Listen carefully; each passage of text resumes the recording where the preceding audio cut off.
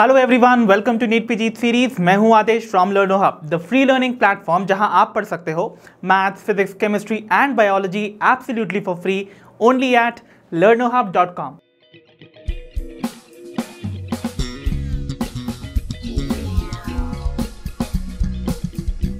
तो बच्चों, आज के सेशन में हम डिस्कस करेंगे the must practice questions from the chapter breathing and exchange of gases.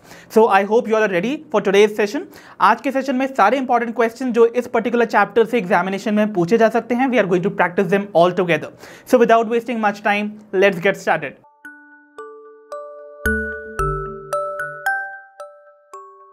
तो चलिए बच्चों, बढ़ते हैं अपनी प्रॉब्लम नंबर 17 पर।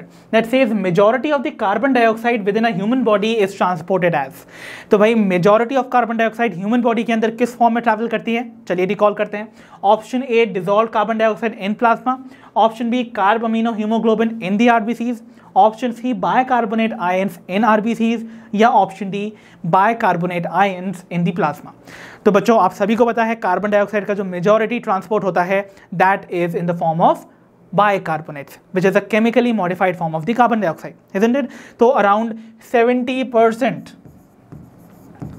कार्बन डाइऑक्साइड का जो ट्रांसपोर्ट है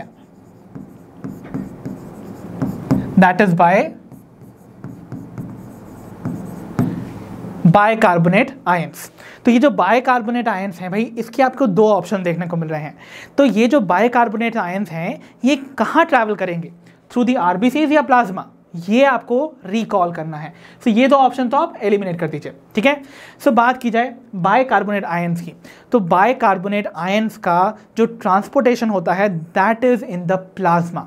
ओके, भले ही इनका फॉर्मेशन जो है वो आरबीसी में होगा, बिकॉज इनकी फॉर्मेशन करवाने वाला जो एंजाइम है वो अबंडेंट अमाउंट में कहाँ प्रेजेंट होता है, in the red blood sales. तो वो जो एंजाइम है that is called the carbonic anhydrase. तो देखिए यहाँ पर मैंने एक बड़ा सा आपको आरबीसी ड्रॉ किया हुआ है। So this is our RBC, और यहाँ पर कुछ रेस्पायरिंग सेल्स हैं। सो कुछ actively respiring cells of a tissue जो कि रेस्पायरेशन के टाइम पर रिलीज कर रहे हैं कार्बन डाइऑक्साइड, ठीक है। मैं बात कर रहा हूँ सिर्फ इस 70% कार्बन डाइऑक्साइड के ट्रांसपोर्ट की as bicarbonate ions, fine. So ये जो कार्बन डाइऑक्साइड है this is going to come into the red blood cell, जहाँ पर ये रेड ब्लड सेल में प्रेजेंट वाटर से रिएक्ट करेगी in the presence of enzyme that is carbonic anhydrase which is the fastest known enzyme, ठीक है। याद कीजिए इंफॉर्मेशन को। सो यहाँ पर इनकी बाइंडिंग जो है वो फॉर्म करेगी कार्बोनिक एसिड को। Carbonic acid again with the help of this particular enzyme itself that is carbonic anhydrase, ये डिसोसिएट करेगा into hydrogen ion and bicarbonate ion. तो भाई बायकार्बोनेट आयन का formation is seen inside the RBC, but ये travel RBC के अंदर नहीं करेगा। What is going to happen now, ये जो बायकार्बोनेट आयन है ये आरबीसी के बाहर की स्पेस जो कि क्या है भाई, द प्लाज्मा, तो ये प्लाज्मा में बाहर आएगा। तो यहाँ पर ये जो स्पेस है दिस इज द प्लाज्मा। तो what is going to happen, ये bicarbonate is going to come out into the plasma, और इस बायकार्बोनेट के आउटवर्ड मूवमेंट को बैलेंस करने के लिए एक और एनायन बाहर से अंदर आएगा, दैट इज क्लोराइड। तो क्लोराइड का inward movement to balance the bicarbonate ion would be the chloride shift, जिसे हम हैमबर्गर्स फिनोमेना भी कहते हैं। सो क्लोराइड का inward movement would be seen. तो आप देख रहे हो बायकार्बोनेट आयन जो है भले ही फॉर्म आपका कहाँ हुआ है, इन दी आरबीसीज, बट ये ट्रैवल करके किसके थ्रू जाएगा, थ्रू द प्लाज्मा।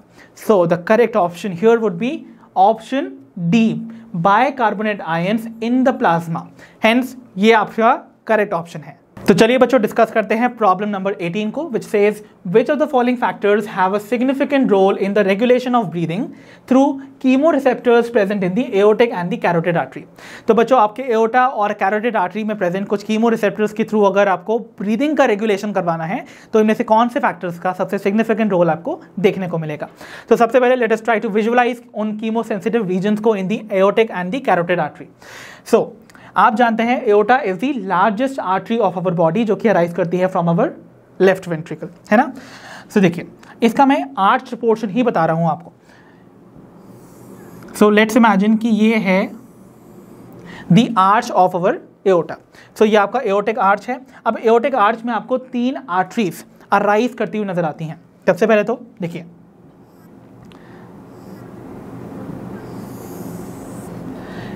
एक जो आपको आर्टरी है वो इस तरीके से अराइज करती हुई नजर आती है। तो देखिए, एक आर्टरी जो कि यहां से अराइज की है from the aorta which is called the innominate artery. अब ये डिवाइड करेगी इनटू 2, इनमें से एक जो है वो ऊपर की तरफ ब्लड को लेकर जाएगी and this particular artery would be called the carotid artery. ठीक है, तो ये आपकी है द राइट कैरोटिड आर्टरी। ठीक है, क्योंकि ये राइट साइड पे प्रेजेंट है। और यहीं पर आपको सेकेंड ब्रांच जो नजर आएगी from the aortic arch would be your left carotid artery. और तीसरी जो आपको आर्टरी यहां से निकलती हुई नजर आएगी would be your subclavian artery which is going to be the left subclavian. तो ये है आपकी लेफ्ट कैरोटिड आर्टरी, ये है आपकी राइट कैरोटिड आर्टरी। ठीक है, ये एक्चुअली कुछ रीजन जो आपको नजर आ रहे हैं, this is the carotid sinus. Okay, और ये आपके सबक्लेवियन है। ओके, सबक्लेवियन आर्टरीज है और यहाँ पर ये आपका एओर्टा है। अब आप देखिए, आपको एओर्टिक आर्च में कुछ आपको ऐसी बॉडीज देखने को मिल रही है विच आर कीमोसेंसिटिव। सिमिलरली आपको कैरोटिड साइनस के ऊपर भी यहाँ पर कुछ ऐसे कीमोसेंसिटिव बॉडीज देखने को मिल रही हैं। ठीक है, सो ये जो आपको बॉडीज देखने को मिल रही हैं in the aorta, we call them the aortic body. ठीक है, तो ये आपकी एओर्टिक बॉडीज हैं। देन यहां पर जो आपको देखने को मिल रही हैं, these are the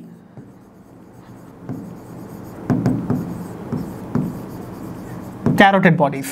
So carotid bodies and the aortic bodies together, they are going to constitute that chemosensitive region जो कि डिटेक्ट कर सकती हैं the changes in the blood. अब वो ब्लड के जो चेंजेस हैं वो कौन से फैक्टर्स हैं जो कि डिटरमिन करेंगे आपके रेगुलेशन ऑफ ब्रीदिंग मैकेनिज्म को। ठीक है, so factors are partial pressure of oxygen and carbon dioxide, या partial pressure of oxygen and hydrogen ion concentration, partial pressure of carbon dioxide and the hydrogen ion concentration, या फिर option D partial pressure of oxygen, carbon dioxide and hydrogen ion concentration. तो बच्चों, आप सभी जानते हैं, मैंने आपको बताया है मेरे कॉन्सेप्ट अराउंड वीडियो में कि जो आपके कीमोसेंसिटिव रीजन्स हैं they are going to be insignificant towards the partial pressure of your oxygen. तो ऑक्सीजन का बहुत ही इनसिग्निफिकेंट रोल होता है in the regulation of breathing. तो अगर ब्रीदिंग के मैकेनिज्म को रेगुलेट करने में ऑक्सीजन का बहुत सिग्निफिकेंट रोल नहीं है, इसका मतलब बाकी की 2 फैक्टर्स का होगा, है ना। तो जिन जिन ऑप्शंस में oxygen as a factor mention है, सिग्निफिकेंट फैक्टर, वो हमको रिमूव करना होंगे बिकॉज ऑक्सीजन का बहुत ही इनसिग्निफिकेंट रोल है। तो इसका मतलब ऑप्शन ए आपका एलिमिनेट हो गया, बी भी एलिमिनेट हो गया और डी भी हो गया, क्योंकि सभी में ऑक्सीजन का पार्शियल प्रेशर मेंशन है। तो इसका मतलब करेक्ट ऑप्शन कौन सा होगा? ऑब्वियसली ऑप्शन सी इटसेल्फ, है ना, जहां पर ऑक्सीजन के पार्शियल प्रेशर का कोई जिक्र नहीं है। दैट मीन्स यहाँ पर partial pressure of carbon dioxide and increased hydrogen ion concentration वो फैक्टर्स हैं जिनका सिग्निफिकेंट रोल होता है in the regulation of breathing through these chemosensitive regions. Because ये जो कीमोसेंसिटिव रीजन्स आपके एओर्टा में या फिर आपके कैरोटिड बॉडीज के फॉर्म में कैरोटिड आर्टरी में प्रेजेंट होते हैं, they can detect the increased levels of your carbon dioxide and hydrogen ions और वो उस हिसाब से रेगुलेट करते हैं ब्रीदिंग मैकेनिज्म को। तो इसका मतलब हमारा करेक्ट ऑप्शन होने वाला है option C itself. So I hope आपको समझ आए होंगे वो वेरियस कीमोरिसेप्टिव रीजन्स और साथ ही साथ वो फैक्टर्स जो कि रेगुलेट करते हैं ब्रीदिंग को। ठीक है, तो चलिए बच्चों डिस्कस करते हैं प्रॉब्लम नंबर 19 को। That says under normal physiological conditions every 100 ml of deoxygenated blood transports dash ml of carbon dioxide to the alveoli, while every 100 ml of the oxygenated blood transports dash ml of oxygen to the tissues। ठीक है, तो बच्चों बड़ा simple सा question है कि भाई normal physiological condition में कितना ml of carbon dioxide transport होता है डीऑक्सीजनेटेड ब्लड, यानी कि 100 ml ऑफ डीऑक्सीजनेटेड ब्लड से इनटू द एल्वुलाई, और कितना ml ऑफ ऑक्सीजन ट्रांसपोर्ट होता है from the oxygenated blood, again 100 ml only, ठीक है। तो 100 ml ऑफ ऑक्सीजनेटेड ब्लड से कितना ऑक्सीजन ट्रांसफर होता है या ट्रांसपोर्ट होता है टू द टिश्यूज। सो इसके बारे में आई होप आप सभी जानते होंगे, ये बहुत ईजी क्वेश्चन है, ओके। और ये हमने कितनी बार देखा है, इवन मेरे कॉन्सेप्ट एड ऑन वीडियो में मैंने आपको बताया भी है कि भाई कितना वॉल्यूम जो है वो आता कैसे है, ठीक है। तो कितना वॉल्यूम जो है वो ट्रांसफर हो रहा है उसके लिए भी कैसे कैलकुलेट करना है वो भी मैंने सिखाया है। सो अगर आपने वो सब देखा हुआ है तो आपको बहुत आसानी से इसका आंसर पता होगा। ऑप्शन है हमारे, option A 4 ml 5 ml, option B 5 ml and 4 ml, option C 3 ml and 5 ml, या option D 5 ml and 3 ml। याद रखिएगा the sequence has to be, पहला कार्बन डाइऑक्साइड का volume release at the alveola level and then the oxygen volume जो कि tissue level पे release किया जाता है। तो इसको हम रिकॉल भी कर लेते हैं और समझ भी लेते हैं with a simple diagrammatic view. So देखिए यहाँ पर हमको समझना है कि ये आपका एल्वियोलस का लेवल है। So this is your alveolus, ठीक है, और tissue is going to be over here. तो यहाँ पर मैंने लेट सपोज आपका टिश्यू फॉर्म कर दिया है। So this is going to be our tissue. तो ये कुछ एक्टिवली रेस्पायरिंग टिश्यू है। तो भाई गैशियस एक्सचेंज होना है ना from the alveolus and the tissue. तो इन दोनों के बीच में गैशियस एक्सचेंज करवाने के लिए आपका सर्कुलेटरी सिस्टम का रोल होता है। तो बेसिकली एक सर्कुलेशन है जिसके थ्रू गैसेस जो हैं वो दोनों ही ऑपोजिट डायरेक्शन में ट्रैवल कर रही हैं। तो देखिए यहाँ पर उस सर्कुलेशन को मैं एक सिंपल से सर्कल से डिनोट कर रहा हूँ। सो ये एक सिंपल सा सर्किल है जो कि डिनोट कर रहा है सर्कुलेशन को ऑफ द ब्लड, ठीक है। तो यानी कि यहाँ पर इस तरीके से आपका सर्कुलेशन हो रहा है, ठीक है। सो एक सर्कुलेशन में आपको पता है एल्वियोलस के लेवल पे जो पार्शियल प्रेशर ऑफ ऑक्सीजन है दैट इज हाई, और टिश्यू लेवल पे क्योंकि वो एक्टिवली रेस्पायरिंग है तो कार्बन डाइऑक्साइड ज़्यादा बनेगी, इसलिए partial pressure of carbon dioxide is high. अब आपको पता है जो ट्रैवलिंग होती है गैसेस की that is from the region of higher partial pressure to the region of lower partial pressure. तो इसका मतलब यहाँ पर ऑक्सीजन का डिफ्यूजन एल्वियोलस से किधर होगा, इनटू द ब्लड होगा ना। तो इसका मतलब यहाँ पर ऑक्सीजन जो है वो ट्रैवल करके अंदर आएगी इनटू द सर्कुलेटरी सिस्टम, और वो टिश्यू को एक सर्कुलेशन में यानी कि 100 ml ऑफ ऑक्सीजनेटेड ब्लड की बात की जा रही है यहाँ पर, 100 ml of oxygenated blood. So 100 ml of oxygenated blood यहाँ पर टिश्यू को अराउंड 5 ml ऑक्सीजन ट्रांसपोर्ट करता हुआ जाएगा। वहीं पर टिश्यू में partial pressure of carbon dioxide ज़्यादा है, तो इसका मतलब वो कार्बन डाइऑक्साइड को यहाँ पर लोड कर देगा, है ना। तो यहाँ पर कार्बन डाइऑक्साइड लोड हो गई भाई इनटू योर ब्लड, और जब वो एल्वियोलस के लेवल पे जाएगी, आपको पता है एल्वियोलस में पार्शियल प्रेशर ऑफ ऑक्सीजन ज़्यादा है, कार्बन डाइऑक्साइड कम है, इसीलिए यहाँ पर इधर पर आते हुए आपकी जो कार्बन डाइऑक्साइड है वो यहाँ रिलीज कर दी जाएगी। कितनी रिलीज करेगा भाई, तो 100 ml of deoxygenated blood will transport around 4 ml of carbon dioxide to the alveolus. तो देखा आपने यहाँ पर कार्बन डाइऑक्साइड के लेवल में 4 ml एंड बाद में सेकेंड केस में हमारा है ऑक्सीजन का तो वो 5 ml। तो याद रखिएगा कार्बन डाइऑक्साइड कितना कर रही है 4 ml को, और then would be the oxygen, remember. तो ये होगा हमारा option A correct.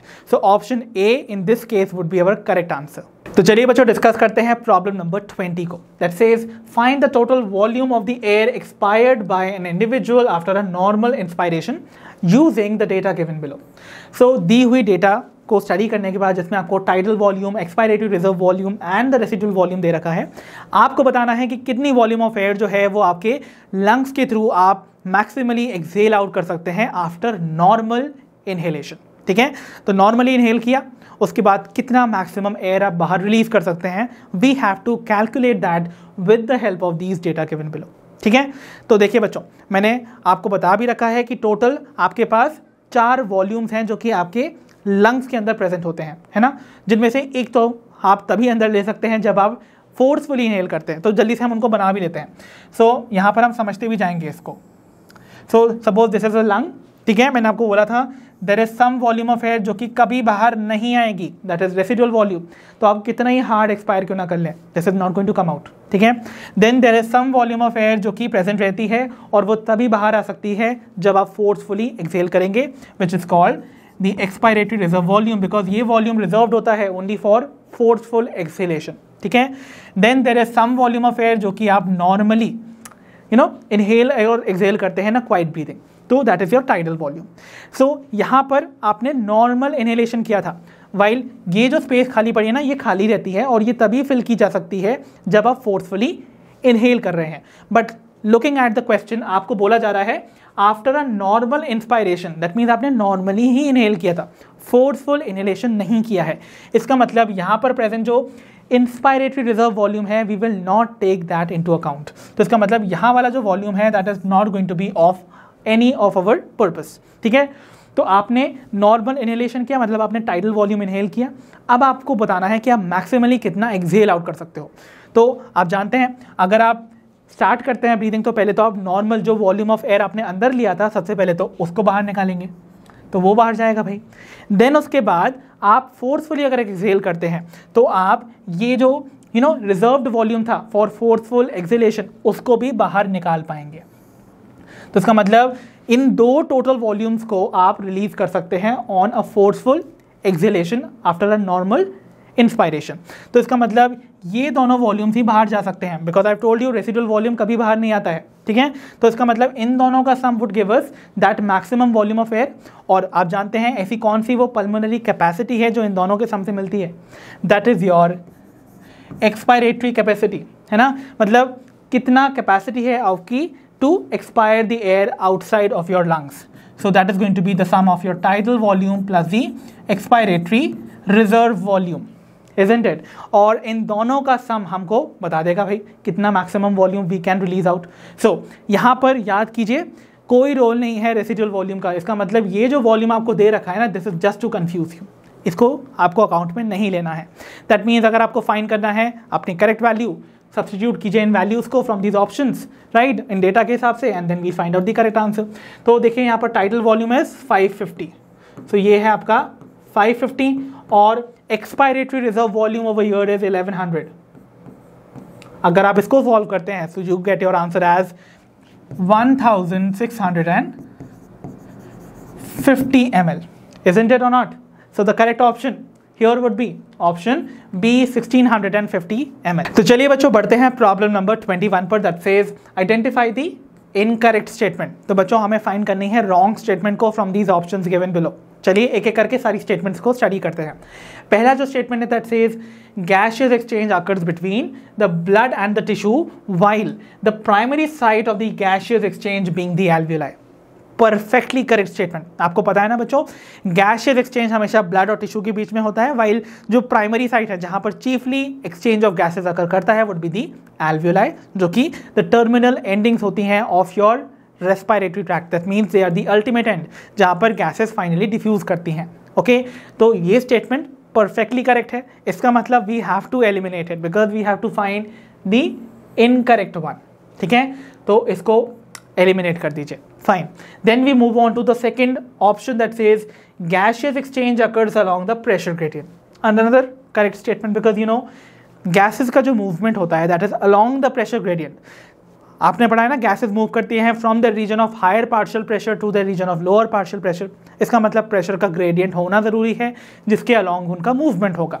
So gaseous exchange जो है वो अकर भी इसीलिए करेगा ना अक्रॉस दी प्रेशर ग्रेडियंट। इसका मतलब ये स्टेटमेंट भी परफेक्टली करेक्ट है, तो ये भी करेक्ट होने की वजह से कर दीजिए eliminate. Then we have option C that says rate of diffusion of gases along the pressure gradient does not depend upon the thickness of the membrane involved. तो क्या जो रेट ऑफ डिफ्यूजन है आपको जो देखने को मिलेगा ना प्रेशर ग्रेडियंट के अलोंग, क्या वो thickness of the membranes involve पर डिपेंड नहीं करेगा?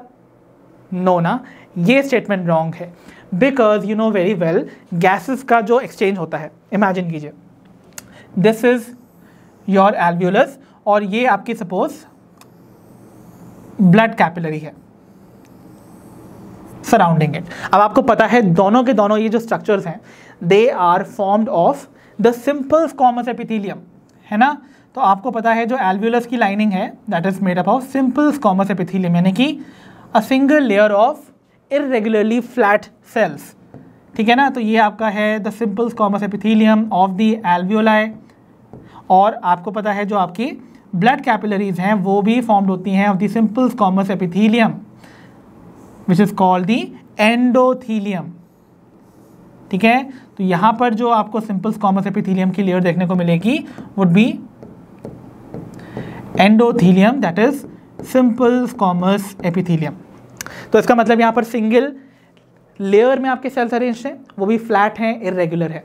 तो जितने ये पतले होंगे यानी कि जितने ये फ्लैट होंगे उतना ये मिनिमम आपको बैरियर की तरह एक्ट करेंगे अगेंस्ट द गैसेस। तो ईजिली गैसेस जो हैं इन बैरियर्स को क्रॉस कर सकती हैं। अगर मान लीजिए यही मेम्ब्रेन्स की थिकनेस बहुत ज़्यादा होती, उतना ज़्यादा बैरियर जो है वो आपके गैसेस को फेस करने पड़ते टू मूव अक्रॉस। ओके, तो दैट मीन्स यहाँ पर देखिए मिनिमम जो मेम्ब्रेन का सर्फेस है ना आपको क्रॉस करना पड़े गैसेस को, उसको इंश्योर करते हैं एल्वियोलार के और ये जो आपकी ब्लड कैपिलरीज हैं उनके एंडोथेलियम, ठीक है। तो इसीलिए यहाँ पर गैसेस ईजिली क्रॉस कर सकती हैं, ठीक है। तो यहाँ पर गैसेस का मूवमेंट आपको ईजिली देखने को मिलेगा, ठीक है। तो thickness of your membranes involve is going to be a factor जो कि डिटर्मिन करेगा कि भाई कितनी स्पीड से डिफ्यूजन अकर कर रहा है। जितनी पतली मेम्ब्रेन्स होंगी उतनी आसानी से, उतनी स्पीडली डिफ्यूजन अकर करेगा ऑफ गैसेस। जितना ज़्यादा आपका मेम्ब्रेन का थिकनेस होगा उतनी स्पीड कम होगी ऑफ द डिफ्यूजन, ठीक है। इसीलिए ये जो आपका मेंशन किया गया है statement is going to be the wrong one and this is what we had to find. इसीलिए हमारा correct option would be option C itself. While अगर ऑप्शन डी भी देख लिया जाए तो देखिए यहाँ बोला जा रहा है the pressure gradient of the oxygen and the carbon dioxide are in the opposite direction. You know very well, correct है। मैंने आपको बताया भी है एल्वियोलस के लेवल पे पार्शियल प्रेशर ऑफ ऑक्सीजन ज़्यादा है, ठीक है, वाइल टिश्यू के लेवल पे partial pressure of carbon dioxide ज़्यादा है।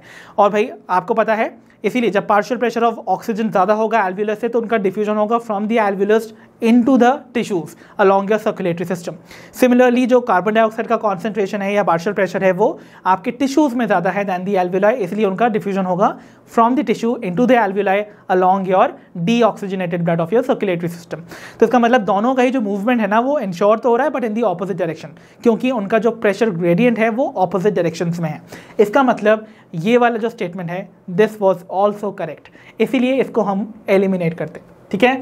तो फाइनली जो ऑप्शन करेक्ट है would be our option C. तो चलिए बच्चों अब हम बढ़ते हैं towards our problem number 22 that says the thoracic chamber is formed dorsally by the.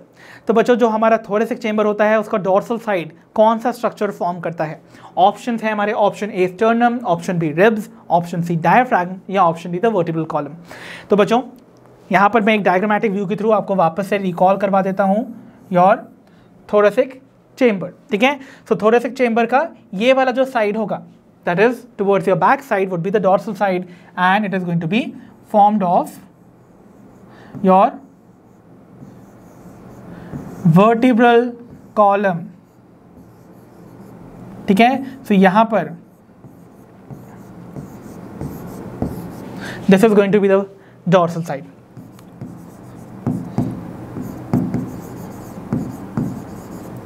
सो यहां पर आपको वर्टिब्रल कॉलम फॉर्म करता हुआ नजर आएगा डॉर्सल साइड, ठीक है। जो लोअर पोर्शन है that is going to be formed by the diaphragm. So the floor of your thoracic cavity is going to be formed by the diaphragm. Laterally अगर बात की जाए ऑन द लेटरल साइड यानी कि आपको देखने को मिलेंगी the ribs which are going to form it and front में ऑन द वेंट्रल साइड आपको आपका sternum which is the breast bone वो फॉर्म करते हुए नजर आएगी the structure of your thoracic chamber, but we were specifically told about the dorsal side which is going to be formed by the vertebral column, hence our option D would be the correct option in this case। तो चलिए बच्चों अब हम discuss करने जा रहे हैं problem number 23 that says an apparatus used to measure respiratory volumes is। तो बच्चों respiratory volumes को measure करने वाला apparatus क्या कहलाता है। Options are option A spirometer, option B barometer, option C stethoscope या ऑप्शन डी स्फिग्मोमैनोमीटर। तो बच्चों कौन सा है वो apparatus which is used to measure the respiratory volumes? That is going to be spirometer. So option A would be correct. While बात की जाए बैरोमीटर की, तो barometer is going to be used to measure the pressure, while stethoscope जो है आप जानते हैं it is used to detect the heart sounds, and the sphygmomanometer is used to measure the blood pressure. Fine. So यहाँ पर respiratory volumes को major करना है तो भाई स्पायरोमीटर का इस्तेमाल करना होगा। Option A would be correct. So चलिए बच्चों बढ़ते हैं प्रॉब्लम नंबर 24 पर। That says the number of cellular barriers between the alveolar air and the blood in the capillaries is or are. So बच्चों हमें बताना है कि भाई एल्वियोलर एयर और जो ब्लड आपके कैपिलरीज में फ्लो करता है उनके बीच में कितने सेल्यूलर बैरियर्स हैं। सेल्यूलर की बात हो रही है। Okay, option are option A 3, option B 4, option C 2 या ऑप्शन डी 1। सो वापस से हम उस स्ट्रक्चर को बना ही लेते हैं जहां पर गैसेस एक्सचेंज होता है। So again this is going to be your alveolus, ये आपका कैपिलरी। ओके, सो देखिए दिस इज दी एल्वियोलस जिसको कोई कौन लाइन कर रहा है बच्चों, a single layer of your simple squamous epithelium। ठीक है, सिमिलरली जो आपकी ब्लड कैपिलरी है उनको अनदर सिंपल स्क्वामस एपिथेलियम जो है वो लाइन कर रही है, which is called the endothelium. Similar is the case over here.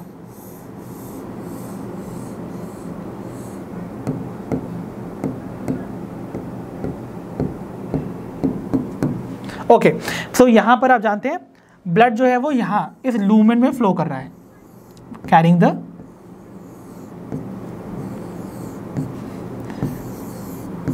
Red blood cells. Fine. Okay, so air को इस एल्वियोलस से इस कैपिलरी में आना है। So this is going to be the capillary which is carrying the blood. ठीक है, आपको पता है एल्वियोलस और कैपिलरी के बीच में एक नॉन सेल्यूलर सब्सटेंस प्रेजेंट होता है which is called the basement substance.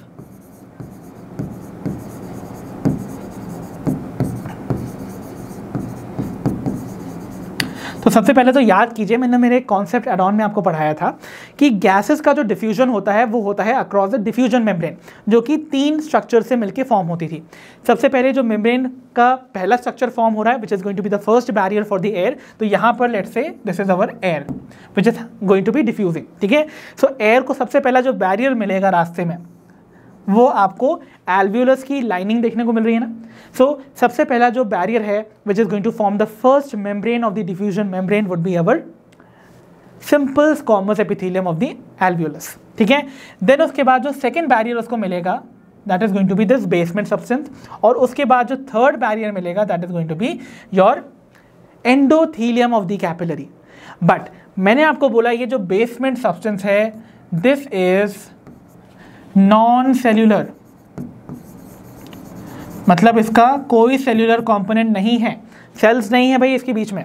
तो ऑब्वियसली यहाँ पर जो बैरियर्स फॉर्म हो रहे हैं for the air to pass through, उसमें केवल आपको 2 ही ऐसे बैरियर्स देखने को मिलेंगे which are going to be composed of cells. One is the simple squamous epithelium of the alveolus and the second is going to be the endothelium of the capillary. तो total 2 cellular barriers है जो कि alveolar air को cross करने होंगे to enter into the blood of the capillaries. Hence option 2 would be और option C would be correct, which is having 2 as its answer. तो चलिए बच्चों बढ़ते हैं अपनी प्रॉब्लम नंबर 25 पर। That says the pH of the venous blood is only a little more acidic than that of the arterial blood because। तो बच्चों जो venous blood है जो कि डीऑक्सीजनेटेड ब्लड है, बेसिकली उसका जो pH है वो ओनली स्लाइटली एसिडिक होता है then that of the arterial blood जो कि ऑक्सीजनेटेड ब्लड कैरी कर रहा है। ठीक है, तो वीनस ब्लड यानी कि वो ब्लड जो कि वेन्स में फ्लो कर रहा है, अब वेन्स में आप जानते हो डीऑक्सीजनेटेड ब्लड ही जाता है। सो डीऑक्सीजनेटेड ब्लड ऑब्वियसली इंडिकेट कर रहा है कि वो कार्बन डाइऑक्साइड रिच होगा, और carbon dioxide being an acidic gas वो आपके ब्लड यानी कि वीनस ब्लड को और एसिडिक बनानी चाहिए। बट जब कंपेयर किया गया वीनस ब्लड को और आर्टीरियल ब्लड को तो देखा गया कि वीनस ब्लड का जो पीएच है वो बहुत ही स्लाइटली एसिडिक है then that of the arterial blood. But ऐसा क्यों? क्योंकि यहाँ तो बहुत ज़्यादा कार्बन डाइऑक्साइड है, तो इसका तो जो pH है वो बहुत ज़्यादा एसिडिक होना चाहिए था, बट ऐसा कुछ नहीं होता है। The reason for this we have to find out. तो भाई कुछ तो ऐसा मैकेनिज्म होगा ना जो कि इस pH के चेंज को रेजिस्ट कर रहा है। So let us try to find it out from these options given below. So option A says carbon dioxide is a weak base. तो बच्चों आप जानते हो carbon dioxide is not an base, it is going to be an acid. तो इसका मतलब यहाँ पर दिस ऑप्शन तो एलिमिनेट हो जाने वाला है। वाइल बात की जाए ऑप्शन बी की, that is carbonic anhydrase is absent in the venous blood. तो वीनस ब्लड में क्या कार्बोनिक एनहाइड्रेज एंजाइम ही एब्सेंट होता है? नो भाई, ये भी रॉन्ग है, because you know carbonic anhydrase आपके आरबीसीज में अबंडेंटली प्रेजेंट है, साथ ही साथ प्लाज्मा में भी कुछ अमाउंट में प्रेजेंट है। तो इसका मतलब अगर ये प्रेजेंट है तो ऑब्वियसली ये अपनी एक्टिविटी कर रहा होगा। ओके तो यानी कि ये जो स्टेटमेंट है this is not at all going to be correct, तो ये तो रॉन्ग हो गया भाई। ओके देन बात की जाए ऑप्शन सी की, that says hydrogen ions generated by the carbonic acid is buffered by the bicarbonate ions in the venous blood। तो venous blood में वो बोल रहा है कि जो कार्बोनिक एसिड के डिसोसिएशन से आपके हाइड्रोजन आयंस बन रहे थे वो एक्चुअली बफर्ड हो जाते हैं with the activity of the bicarbonates. देखिए इन पॉइंट्स को समझने के लिए let us try to visualize it. तो मैं यहाँ पर वापस से वही स्ट्रक्चर बना देता हूँ। ये सपोज आपका बड़ा सा आरबीसी है, तो दिस इज योर आरबीसी, और यहाँ पर कुछ ग्रुप ऑफ सेल्स हैं, आप रादर कह सकते हो दिस इज अ टिश्यू जो कि एक्टिवली रेस्पायरिंग है। अब देखिए अगर इन्होंने एक्टिव रेस्पायरेशन में कार्बन डाइऑक्साइड को रिलीज किया, ठीक है, जो कि एंटर कर गया इनटू द आरबीसी। अब आरबीसी में आप जानते हैं ये कार्बन डाइऑक्साइड आरबीसी में प्रेजेंट वाटर से रिएक्ट करेंगे इन the presence of enzyme called carbonic anhydrase, ठीक है, और ये फॉर्म करेंगे कार्बोनिक एसिड, ठीक है। अब ये जो कार्बोनिक एसिड फॉर्म हुआ बच्चों, again with the help of same enzyme which is carbonic anhydrase, ये डिसोसिएट करेगा to release hydrogen ion and bicarbonate ion, ठीक है।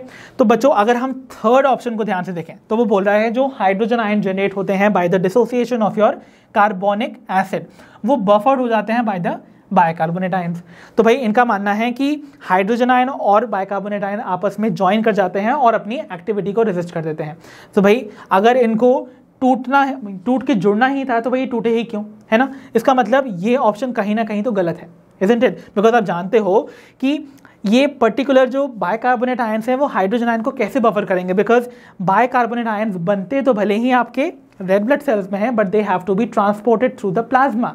तो ये प्लाज्मा के अंदर आने वाले हैं, that means they are going to come out of the red blood cells, है ना, और वो प्लाज्मा में ट्रैवल करके आपके एल्वियोलाई तक पहुंचेंगे in exchange for the chloride ions. तो इसका मतलब अब ये जो हाइड्रोजन आयंस हैं इनका तो कॉन्सेंट्रेशन बढ़ना चाहिए था ना, जितनी बार एक कार्बोनिक एसिड ब्रेक करेगा उतने हाइड्रोजन आयन कॉन्सेंट्रेशन बढ़ने चाहिए थे। इसका मतलब उतना जो पीएच है वो एसिडिक होता जाना चाहिए था। बट यहाँ पर द की इज प्रेजेंट होता है हीमोग्लोबिन। तो हीमोग्लोबिन जो कि रेड ब्लड सेल की ही पिगमेंट है भाई, वो तो प्रेजेंट ही होगी। तो ये haemoglobin acts as a buffer itself, यही जाकर आपके इस हाइड्रोजन आयन से बाइंड करके फॉर्म कर देता है रिड्यूस्ड हीमोग्लोबिन और हीमोग्लोबिन एसिड, ठीक है, जो कि रेजिस्ट कर रही है any change in the pH of your blood, ठीक है। इसीलिए यहाँ पर मिनिमम चांसेस होते हैं of the pH being more acidic. बहुत स्लाइटली डिफरेंस आपको देखने को मिलेगा of the acid pH in case of the venous and the arterial blood. So यहाँ पर जो ऑप्शन डी है इसको देखिए, रीड कीजिए, this is a correct one, जो कह रहा है hydrogen ion generated by carbonic acid is buffered by the hemoglobin in the venous blood. This is going to be that option जो कि correct है. Hence our option D is going to be the one which is justifying कि भाई क्यों pH of venous blood जो है वो only slightly acidic है than that of the arterial blood. Hence option D is going to be correct. तो चलिए बच्चों बढ़ते हैं प्रॉब्लम नंबर 26 पर. That says which of the following can alter the duration of the inspiration thereby altering the rate of respiration. तो बच्चों basically इनमें से दिए हुए कौन से रेस्पिरेटरी सेंटर में वो कैपेबिलिटी है कि वो आपके रेट ऑफ रेस्पायरेशन को चेंज कर सकता है by changing the duration of your inspiration. तो आपके इंस्पायरेशन या इनहेलेशन टाइम को ऑल्टर करके कौन आपके रेस्पायरेटरी रेट को ऑल्टर कर सकता है। ऑप्शंस हैं हमारे, option A respiratory rhythm centre, option B inspiratory centre, option C expiratory centre, या option D the pneumotaxic centre. And I hope आप सभी को इसका आंसर पता है। We have studied this in detail when we were discussing the regulation of breathing. तो मैंने आपको बताया था this is done by the pneumotaxic centre. So pneumotaxic centre की लोकेशन कहाँ थी बच्चों, याद करो। सबसे पहले तो this was located in the pons varolii. So this particular जो सेंटर होता है of the regulation of breathing is also called the pontine centre. So ये जो सेंटर है बच्चों, ये क्या करता है, ये आपके इनहेलेशन के ड्यूरेशन को कम कर देता है। जब ये इनहेलेशन की ड्यूरेशन को कम करेगा दैट मीन्स आप इनहेलेशन को सफिशिएंट टाइम तक नहीं कर रहे हो, जिसकी वजह से जो वॉल्यूम ऑफ एयर आपका अंदर जाना चाहिए था इनहेलेशन के टाइम पर वो कम पहुंच पाता है, जिसकी वजह से अगर कम वॉल्यूम ऑफ एयर अंदर पहुंचेगा तो आप जल्दी जल्दी अपनी ब्रीदिंग करोगे, मीन्स जल्दी जल्दी एक्सहेल करके फिर से इनहेल करने की कोशिश करोगे टू टेक इन और to compensate for the lesser amount of that oxygen और the air. So for that purpose क्या होता है, उस कम ड्यूरेशन ऑफ इंस्पायरेशन को कॉम्प्लीमेंट या फिर कॉम्पनसेट करने के लिए व्हाट हैपेंस इज हमारा जो ब्रीदिंग रेट है वो फास्टर हो जाता है, such that more and more air could be taken in to compensate for that fact. ठीक है, वो काम होता है न्यूमोटैक्सिक सेंटर का। Hence our correct option would be option D. चलिए बच्चों बढ़ते हैं प्रॉब्लम नंबर 27 पर। That says which among the following corresponds correctly to the Bohr's effect. तो बोहर के इफेक्ट को समझाने वाला कौन सा वो ऑप्शन है जो कि उसकी सारी कंडीशन को करेक्टली यहाँ पर आपको बता रहा है या उसको डिस्क्राइब कर रहा है। ठीक है, option A says high pH causing dissociation of oxyhemoglobin. Option B, high partial pressure of carbon dioxide, again causing dissociation of oxyhemoglobin. Option C, high partial pressure of oxygen causing the dissociation of oxyhemoglobin, या फिर low partial pressure of carbon dioxide causing dissociation of oxyhemoglobin. तो चारों options में आपको इतना तो एक hint मिल गया है कि यहाँ पर डिसोसिएशन ऑफ ऑक्सीहीमोग्लोबिन होने वाला है। तो बोहर का इफेक्ट जो है वो ऑक्सीहीमोग्लोबिन का डिसोसिएशन कराता है for the release of oxygen, और वो ऑक्सीजन कौन लेने वाला है, द टिश्यूज। तो the release of oxygen from the oxyhaemoglobin to be supplied to the tissues is going to be governed by Bohr's effect, है ना। ठीक है, तो क्या होने वाला है एक बार हम रफली यहाँ पर देख भी लेते हैं। सो इमेजिन ये आपकी कैपिलरी है, ठीक है, blood capillary carrying your blood, जिसमें कि you have the red blood sales, and red blood cells में प्रेजेंट हीमोग्लोबिन से बाउंड किया जा रही है ऑक्सीजन। सो आपको इस ब्लड कैपिलरी के अक्रॉस बाहर जो सराउंडिंग टिश्यू है उस तक ऑक्सीजन को सप्लाई करवाना है। ठीक है, तो ये जो है this is a tissue which needs that oxygen. तो कैसे ऑक्सीजन का रिलीज होगा such that it will come out into these tissues, this is going to be governed by Bohr's effect। ठीक है, तो क्या कहता है Bohr's effect, let us see। वो बताता है कि कैसे increased concentration of certain factors जो है वो ऑक्सीजन के डिसोसिएशन को फेवर करते हैं। ओके, दैट मीन्स ऑक्सीहीमोग्लोबिन का डिसोसिएशन होगा तो हीमोग्लोबिन सेपरेट हो जाएगा फ्रॉम दी ऑक्सीजन और oxygen would be released into these tissues. ठीक है, तो देखिए कैसे होता है। इसमें वेरियस फैक्टर्स में से कार्बन डाइऑक्साइड का रोल बहुत इंपॉर्टेंट है, बिकॉज वही बाकी फैक्टर्स को गवर्न भी कर लेता है। इमेजिन कीजिए ये आपके पास आ रही है ऑक्सीहीमोग्लोबिन, राइट, जो कि इन रेड ब्लड सेल्स में ट्रैवल करके आ रही है बाउंड स्टेट में, isn't it. Now imagine what happens is according to Bohr's effect, अगर partial pressure of carbon dioxide increase हो जाए, that means your carbon dioxide is in huge amount. What is it going to do? ये carbon dioxide की भी affinity है towards the haemoglobin, तो जब ये इससे बाइंड करने की कोशिश करेगी then the oxygen molecule would be released out. यही होने वाला है ना। तो यहाँ पर जब भी कार्बन डाइऑक्साइड का कॉन्सेंट्रेशन बढ़ जाएगा तो वो बाइंड करने की कोशिश करेगा with the haemoglobin causing the release of the oxygen. ठीक है, तो कैसे होगा भाई, यू नो वेरी वेल। यहाँ पर जब आपका higher concentration of carbon dioxide होगा it will lead to formation of carbaminohemoglobin and the release of oxygen। ठीक है, सिमिलरली आपको पता है कार्बन डाइऑक्साइड का कॉन्सेंट्रेशन ज़्यादा है। अब carbon dioxide being an acidic gas, ये इजीली डिसॉल्व भी करती है इनटू द वाटर, है ना, और एसिडिक कंडीशन प्रिवेल करती है। इसका मतलब हाइड्रोजन आयन का कॉन्सेंट्रेशन भी अगर ज़्यादा होगा तो भी यही चीज़ होने वाली है, right. That means again oxygen का आपको रिमूवल देखने को मिलेगा या रिलीज देखने को मिलेगा into the tissues. Okay, while even temperature का भी रोल है, higher temperature would also help in the release of oxygen into the tissues. तो इस तरीके से बोहर्स इफेक्ट बताता है कि कैसे high partial pressure of carbon dioxide oxy haemoglobin का डिसोसिएशन कॉज कर सकता है। दिस इज द फैक्टर जो कि आपको करेक्टली यहाँ पर डिटर्मिन्ड है। तो इसका मतलब correct answer would be option B. While अगर हम देखें हाई पीएच बताता है low hydrogen ion concentration, because high pH होना मतलब एल्कलाइन कंडीशन होना है ना, बट एसिडिक कंडीशन रैदर जो है वो डिसोसिएशन करवाती है, ना कि एल्कलाइन कंडीशन। इसका मतलब ये रॉन्ग हो जाता। High partial pressure of oxygen, तो ऑब्वियसली डिसोसिएशन क्यों कराएगा भाई, ये तो एसोसिएशन करवाएगा हीमोग्लोबिन का विद ऑक्सीजन। सो ऑब्वियसली ये ऑप्शन रॉन्ग होता। एंड लो PCO2 का रोल वही होगा जैसा कि हाई PO2 का था। तो इसका मतलब अगेन जब कार्बन डाइऑक्साइड का पार्शियल प्रेशर कम होगा तो ऑक्सीजन जो है वो हीमोग्लोबिन से बाउंड स्टेट में ही तो रहेगी ना। इसका मतलब अगेन यहाँ पर डिसोसिएशन ऑफ ऑक्सी हीमोग्लोबिन नहीं होने वाला। So the correct option would be our option B. Problem number 28 पर that says which among the following represents the expiratory reserve volume that is ERV of an individual. तो किसी भी individual का अगर आपको एक्सपायरेटरी रिजर्व वॉल्यूम फाइंड करना है that is ERV, तो भाई आप इनमें से कौन सा रिलेशन यूज कर सकते हैं। सो यहाँ पर आपको कुछ रिलेशन दे रखे हैं that is tidal volume minus residual volume, functional residual capacity minus the residual volume, that is option C is functional residual capacity minus the tidal volume, या फिर या option D functional residual capacity minus the inspiratory reserve volume। तो बच्चों देखो यहाँ पर ना आपको सीधी बात है एक्सपायरेटरी रिजर्व वॉल्यूम फाइंड करना है। अब आप जानते हैं आपके पास टोटल रेस्पिरेटरी जो वॉल्यूम्स होते हैं वो 4 हैं, जिनके वेरियस कॉम्बिनेशन से वेरियस कैपेसिटीज मिलती हैं, पल्मोनरी कैपेसिटीज या फिर रेस्पिरेटरी कैपेसिटीज कह सकते हो आप, ठीक है। तो अगर मुझे एक्सपायरेटरी रिजर्व वॉल्यूम फाइंड करना है तो उसका कोई डायरेक्ट फॉर्मूला नहीं है, बिकॉज वो तो एक वॉल्यूम की वैल्यू है, ठीक है।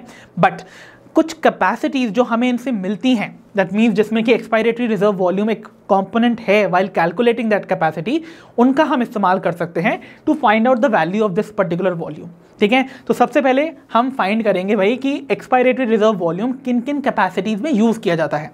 सबसे पहले we have the expiratory capacity, है ना।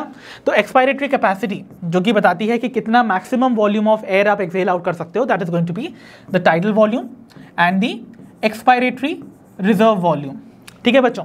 तो अगर इस फॉर्मूला के हिसाब से मुझे ERV को सब्जेक्ट बनाना होता तो you know very well ERV would have been your expiratory capacity minus the tidal volume. But क्या यहाँ पर कोई ऐसा रिलेशन आपको दे रखा है जहाँ पर expiratory capacity minus your tidal volume is mention? कहीं नहीं है ना, ठीक है। इसका मतलब हम ये वाली कैपेसिटी का इस्तेमाल नहीं कर सकते। Then we have is the functional residual capacity, that means वो वॉल्यूम ऑफ एयर जो कि आपको नॉर्मल एक्सहेलेशन के बाद आपके लंग्स में प्रेजेंट रहता है। So it is going to be the sum of 2 things, that is your expiratory reserve volume and your residual volume जो कि कभी बाहर आते ही नहीं है, और ये वॉल्यूम ऑफ एयर वो है जो कि सिर्फ फोर्सफुल ब्रीदिंग में बाहर आएगा। सो ऐसे में if I make this ERV as a subject, so ERV को अगर मैंने सब्जेक्ट बनाया it becomes FRC minus your RV। तो क्या कोई ऐसा रिलेशन है जहाँ पे ERV को हम FRC माइनस RV के टर्म्स में डिनोट कर सकते हैं? तो देखिए यहाँ पर हाँ दिया रखा है ऑप्शन बी, जहाँ पर functional residual capacity minus residual volume is mention.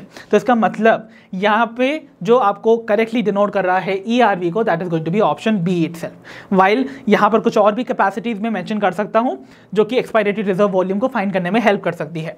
तो देखिए और जो अदर आपको मेंशन हो सकती हैं, they could be vital capacity, जिसमें आप जानते हो that is the sum of your tidal volume plus ERV plus your IRV, ठीक है। Then we have the total lung capacity जो कि आपके सारे वॉल्यूम्स का सम है, ओके। तो इन सभी डिफरेंट टाइप की कैपेसिटीज का आप इस्तेमाल कर सकते हैं to find out various other volumes. So यहाँ पर हमारा काम जो है वो फंक्शनल रेसिडुअल वॉल्यूम या कैपेसिटी से ही हो गया है। दैट इज हम अगर फंक्शनल रेसिडुअल कैपेसिटी में से रेसिडुअल वॉल्यूम को माइनस कर दें तो हमें एक्सपायरेटरी रिजर्व वॉल्यूम मिल जाता है। तो यहाँ पर जो करेक्ट ऑप्शन होगा would be option B itself. तो चलिए बच्चों बढ़ते हैं प्रॉब्लम नंबर 29 पर। That says which of the following is responsible for the release of carbon dioxide at the alveolar level. तो बच्चों एल्वियोलस के लेवल पे कार्बन डाइऑक्साइड की रिलीज को कौन सा ये पर्टिकुलर फिनोमेना जो है वो फेवर करता है? Option are option A Haldane's effect, option B Hamburger's phenomenon, option C chloride shift या option D the Bohr's effect. तो बच्चों कार्बन डाइऑक्साइड के रिलीज को एट द एल्वियोलस कौन सा पर्टिकुलर फिनोमेना जो है वो एक तरह से फेवर करने वाला है, बताइए। It was called the Haldane's effect, याद है ना? तो हैल्डेन ने बताया था उन सारे फैक्टर्स के रोल को which are going to help in the release of carbon dioxide in the alveolus. तो लेट अस इमेजिन कि ये आपका एक एल्वियोलस है जहां पर आपको डीऑक्सीजनेटेड ब्लड में आ रही कार्बन डाइऑक्साइड को एक तरह से रिलीज करवाना है। सो देखिए, इमेजिन कीजिए this is your blood capillary, ठीक है? और ब्लड कैपिलरी में आप जानते हैं फ्लो कर रहा है ब्लड, जिसमें this is going to be your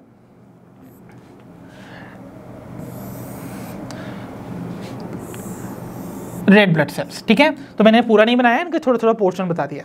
सी, अब आपको पता है जो कार्बन डाइऑक्साइड है इन दी डीऑक्सीजनेटेड ब्लड वो तो हाई होने वाली है। और कार्बन डाइऑक्साइड किन किन फॉर्म्स में ट्रैवल करती थी बच्चों? यू रिमेंबर वेरी वेल, कुछ पोर्शन उसका जो है प्लाज्मा में कार्बन डाइऑक्साइड के फॉर्म में ट्रैवल करता है, राइट? सो देखिए, कुछ आपकी अराउंड 7% जो है वो कार्बन डाइऑक्साइड प्लाज्मा में डिजोल्व होके आती है, ठीक है? अराउंड 20 to 25% जो है वो कार्ब अमीनो हीमोग्लोबिन के फॉर्म में आती है। वाइल जो मेजॉरिटी है बच्चों 70% वो आपकी बाइकार्बोनेट के फॉर्म में प्लाज्मा में ट्रैवल करती हुई आती है, राइट? ओके, तो यहां पर आपको याद रखना है ये जो प्लाज्मा है ना, this space is going to be filled with plasma. So जो कि आपके ब्लड का क्या है? फ्लूइड मैट्रिक्स है, क्योंकि ब्लड क्या है? एक फ्लूइड कनेक्टिव टिश्यू, राइट? तो यहां प्लाज्मा में are going to be the bicarbonates, ठीक है? अब आप जानते हैं जब कार्बन डाइऑक्साइड टिश्यू के से लोड होती है into the red blood sales, तो आप जानते हैं वहां पर कार्बोनिक एनहाइड्रेस की एक्टिविटी होती है। कार्बन डाइऑक्साइड वाटर से रिएक्ट करके कार्बोनिक एसिड बनाता है, जो कि फर्दर उसी कार्बोनिक एनहाइड्रेस की प्रेजेंस में ब्रेक हो जाता था into hydrogen ion and bicarbonate. Bicarbonate बाहर आ जाता था इनटू द प्लाज्मा, है ना? और जो हाइड्रोजन था जो कि आपके कार्बोनिक एसिड के डिसोसिएशन से बनता था, वो यहीं पर रहता था, बट उसको बफर करता था योर हीमोग्लोबिन। तो हीमोग्लोबिन जो है वो आपके हाइड्रोजन आयन से बाइंड करके क्या फॉर्म करते थे? Your haemoglobinic acid, that is HHB, ठीक है? ये फॉर्म हो गया भाई। तो यानी कि अब आपके पास जो रेड ब्लड सेल्स हैं उनमें haemoglobinic acid is present, fine. अब क्या होता है? हैल्डेन ने अपने इफेक्ट में क्या बोला? हैल्डेन ने बोला जो पार्शियल प्रेशर ऑफ ऑक्सीजन इस एल्वियोलस में हाई होता है वो ऑब्वियसली डिफ्यूज करेगा into the blood capillary, because blood capillary में डीऑक्सीजनेटेड जो ब्लड आता है। सी रिमेंबर, यहां जो पार्शियल प्रेशर ऑफ ऑक्सीजन आपको देखने को मिल रहा है in the alveolus, that is going to be 104 millimeters of mercury, while जो डीऑक्सीजनेटेड ब्लड आ रहा है वहां पर partial pressure of oxygen is only 40 mm of mercury.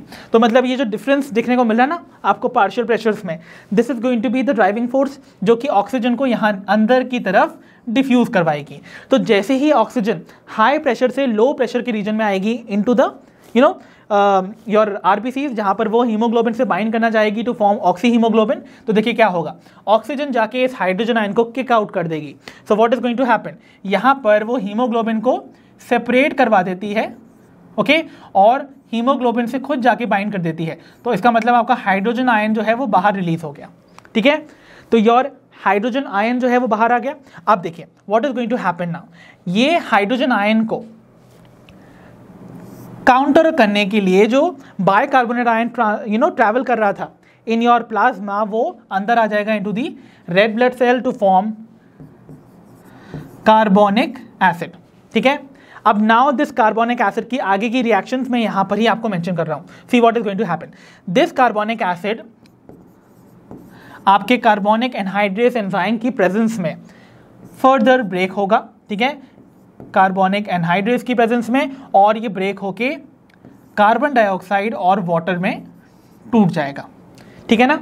Okay, और ये जो कार्बन डाइऑक्साइड यहां पर रिलीज होगी, this is going to favour the release of carbon dioxide into the alveolus. तो देखिए हैल्डेन इफेक्ट ने क्या बताया कि जो आपका बाइकार्बोनेट आयन प्लाज्मा में ट्रैवल कर रहा था as 70% of the carbon dioxide, वो एंट्री लेगा into the RBCs only when जब पार्शियल प्रेशर ऑफ ऑक्सीजन ज्यादा होगा, क्योंकि high partial pressure of oxygen जो है वो डिस्प्लेस कर देता है आपके हीमोग्लोबिनिक एसिड में से आपके हाइड्रोजन आयन को। तो हाइड्रोजन आयन बाहर आ गया जो कि आपके बाइकार्बोनेट से बाइंड करेगा to form the carbonic acid, और ये कार्बोनिक एसिड फर्दर स्प्लिट करेगा in the presence of carbonic anhydrate to release carbon dioxide. अब जो कार्बन डाइऑक्साइड अभी तक केमिकली मॉडिफाइड फॉर्म में ट्रैवल करके आई थी इन द प्लाज्मा, वापस से अपने ओरिजिनल फॉर्म में आ गई है। नाउ वो गैशियस फॉर्म में है, इसका मतलब अब वो डिफ्यूज कर सकती है from its region of higher partial pressure to the region of lower partial pressure. You know very well, जो आपका डीऑक्सीजनेटेड ब्लड है वहां पर partial pressure of carbon dioxide is 45 millimeters of mercury, while जो partial pressure of carbon dioxide alveolar air में है that is 40।